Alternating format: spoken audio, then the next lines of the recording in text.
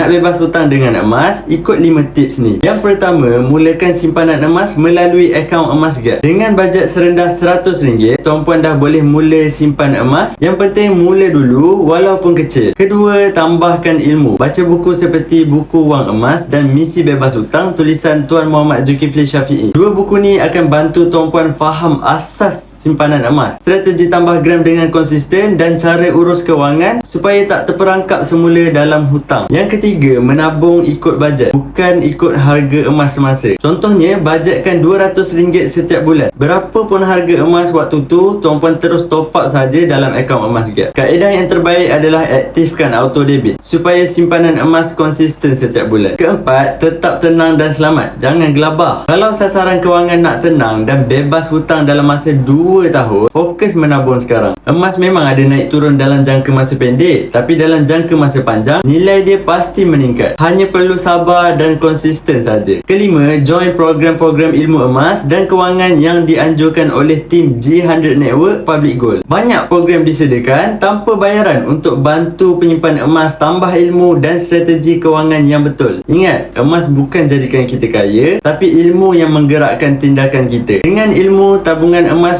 bukan sekadar simpanan, tapi jalan untuk menuju bebas hutang dan kewangan yang stabil. Bagi yang berminat nak mulakan simpanan emas bersama Public Gold, tuan-puan boleh tinggalkan nama, email dan nombor telefon, atau boleh hubungi saya dan saya akan bantu sebaiknya.